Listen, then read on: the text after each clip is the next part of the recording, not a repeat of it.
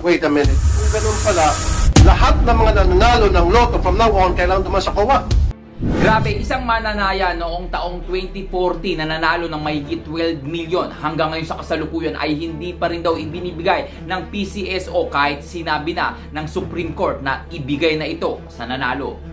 Sa case, naplan siya ang ticket pagkapanalo sa 642 noong October 2, 2014 at tumama ng premyo 12,291,600.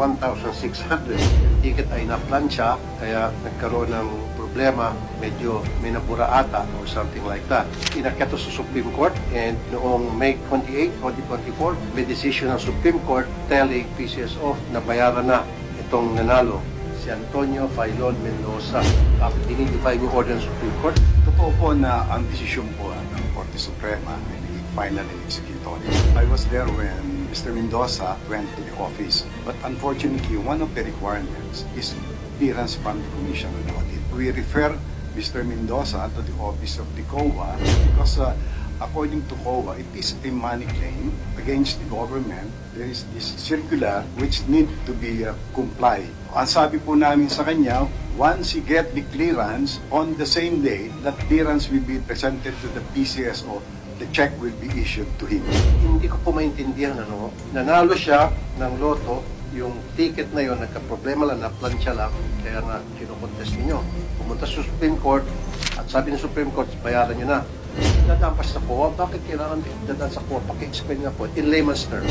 His claim of Mr. Mendoza is considered a money claim.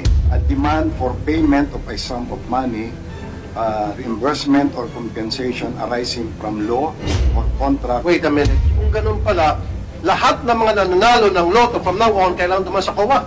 Hindi po, Mr. Chair. Iba lamang po ang naging sitwasyon ni Mr. Mendoza kasi nga po nagkaroon po ng legal dispute. Actually ako, as a former judge, when I received the decision by the Supreme Court, ang una ko rin noon inisip, talagang that's immediately executory and then the check should immediately be issued. But yun nga po, I understand that the PCSO, to be safe, we made parang inquiry po from the COA if we can immediately issue the check based on the final and immediately executory by the Supreme Court. But we were, yun nga po.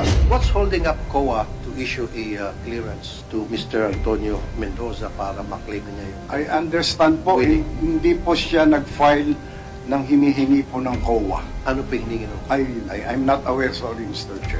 Pinarating na po namin sa kanya, natutulungan na po namin siya sa pagpa-file ng petition po sa COA para nga po mabilis. Yung po yata ang lawyer niya is advising, parang ini-insist nila na there is no need for them to comply with what is being asked by the COA.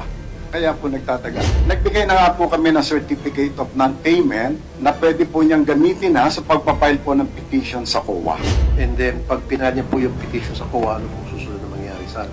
I-evaluate po yun ng COA at pagka po na-complete na o na-satisfy na po ang COA, probably they will give us the go signal for us to issue already the appropriate check. Okay. Sige po, Mr. Chairman.